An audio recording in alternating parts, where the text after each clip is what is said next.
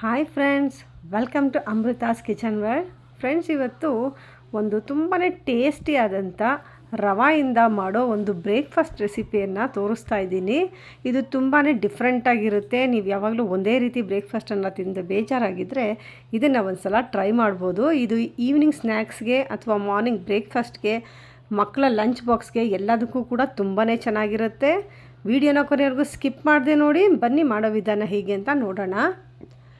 ನಾನಿಲ್ಲಿ 1 ಕಪ್ಪು ಚಿರೋಟಿ ರವೆಯನ್ನು ತಗೊಂಡಿದ್ದೀನಿ. ಹಾಗೆ ಅರ್ಧ ಕಪ್ಪಷ್ಟು ಮೊಸರನ್ನು ಹಾಕ್ಕೊಳ್ತಾ ಇದ್ದೀನಿ. ಮೊಸರನ್ನು ಸೇರಿಸಿ ಒಂದು ಸರಿ ಚೆನ್ನಾಗಿ ಮಿಕ್ಸ್ ಮಾಡ್ಕೋಬೇಕು.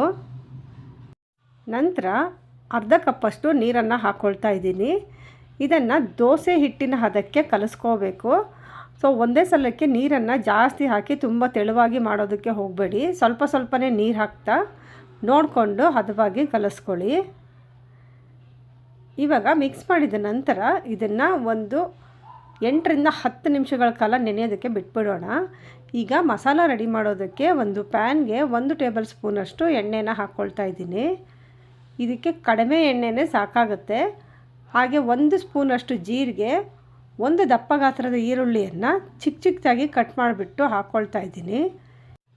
ಈರುಳ್ಳಿಯನ್ನು ಸ್ವಲ್ಪ ಬಾಡಿಸ್ಕೊಳ್ಳೋಣ. ಈರುಳ್ಳಿನ ಬಾಡಿಸಿದ ನಂತರ ಸ್ವಲ್ಪ ಹಿಂಗನ್ನು ಸೇರಿಸ್ಕೊಳ್ತಾ ಇದ್ದೀನಿ. ಇದಕ್ಕೆ ಹಿಂಗನ್ನು ತಪ್ಪದೆ ಹಾಕ್ಕೊಳ್ಳಿ, ಯಾಕೆಂದರೆ ನಾವು ರವೆಯಿಂದ ಮಾಡ್ತಾ ಇರೋದ್ರಿಂದ ಡೈಜೆಷನ್ಗೆ ಹೆಲ್ಪ್ ಆಗುತ್ತೆ. ಹಾಗೆ 1 ದಪ್ಪ ಗಾತ್ರದ ಟೊಮೆಟೊನ ಸಣ್ಣದಾಗಿ ಕಟ್ ಮಾಡಿಬಿಟ್ಟು ಹಾಕ್ಕೊಳ್ತಾ ಇದ್ದೀನಿ. ನಂತರ 1 ಕಪ್ಪಷ್ಟು ಎಲೆಕೋಸನ್ನು ಹಾಕಿ ಮಿಕ್ಸ್ ಮಾಡ್ಕೊಳ್ತಾ ಇದ್ದೀನಿ.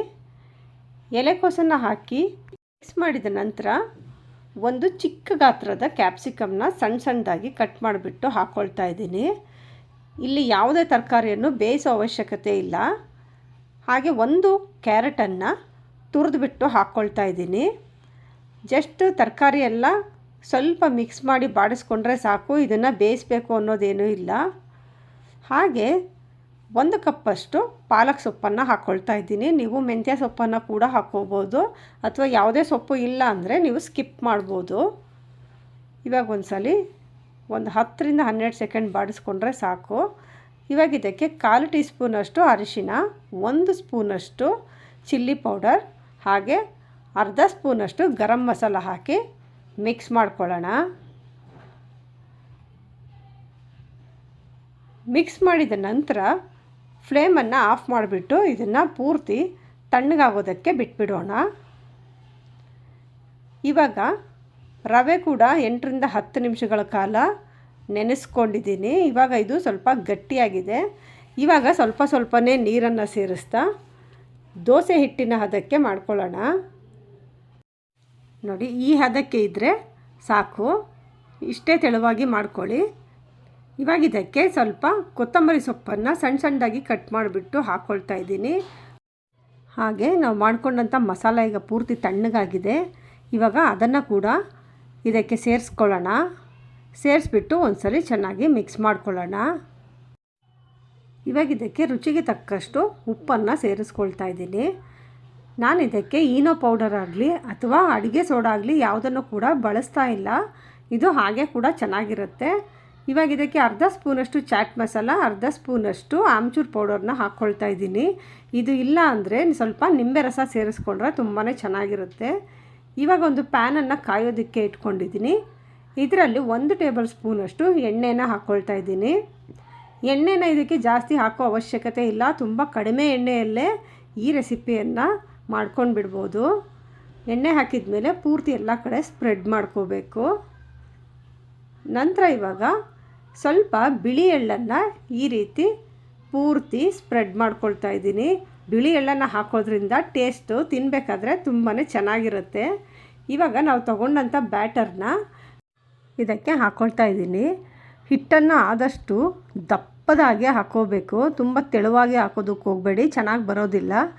ಎಷ್ಟು ಸಾಧ್ಯನೋ ಅಷ್ಟು ದಪ್ಪದಾಗೆ ಹಿಟ್ಟನ್ನು ಹಾಕ್ಕೊಳ್ಳಿ.